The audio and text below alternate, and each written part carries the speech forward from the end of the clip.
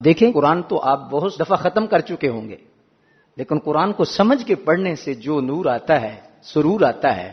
اسی لیے عبداللہ ابن عمر کہتے ہیں کہ ایک سورت بندہ ایک دن پڑھے، یعنی 2.5 سپارے یا 3 سپارے پڑھے، اس سے بہتر ہے کہ قرآن سمجھ کے ایک آیت پڑھ لے. ایک آیت پڑھے لیکن سمجھ کے پڑھے. لیکن اس میں بھی بعض دفعہ شیطان وسوسہ دیتا ہے. اس کا طریقہ کیا ہے؟ طریقہ یہ ہے کہ ایک ترجمے کا ٹائم مقرر علادہ کر دیا جائے، جس میں آدھا گھنٹہ پونا گھنٹہ ترجمے اور تفسیر کے ساتھ ایک آیت پڑھی جائے، اور تلاوت کے لیے علادہ ٹائم ہو جس میں گھنٹہ ڈیڑھ یا آدھا گھنٹہ، جس میں تلاوت بھی 1.25 سپارہ 1.5 سپارہ یا پارہ یا آدھا پارہ آپ کا روٹین کے ساتھ ہوتا رہے، اور ترجمہ و تفسیر کا بھی سلسلہ اور وہ نور کا سلسلہ بھی جاری رہے. اس طرح یہ ہوتا ہے کہ بعض دفعہ ایک ایک آیت پڑھ کے تو پھر تلاوت کا جو ذوق ہے وہ آہستہ آہستہ کم ہو جاتا ہے اور تلاوت کی کمی آ جاتی ہے.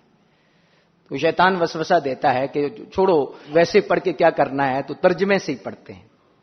لیکن بزرگوں نے لکھا ہے کہ ترجمے کے لیے بھی آپ ٹائم نکالیں اور تلاوت کے لیے بھی آپ ٹائم نکالیں.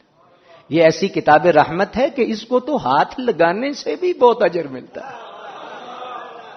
یہ تو ایسا نور ہے کہ جب کھولیں گے تو آنکھوں میں پڑے گا تو ظاہر بھی روشن ہوگا، باطن بھی روشن ہوگا. یہ کوئی دنیا کی کتاب تو نہیں کہ پڑھ کے تو بس ختم ہو جائے گی. فرمایا یہ لفظ سمجھ آئیں یا نہ آئیں، جب تیری زبان پہ آئیں گے یا تیری نظروں سے گزریں گے تو فرمایا نور برساتے جائیں گے.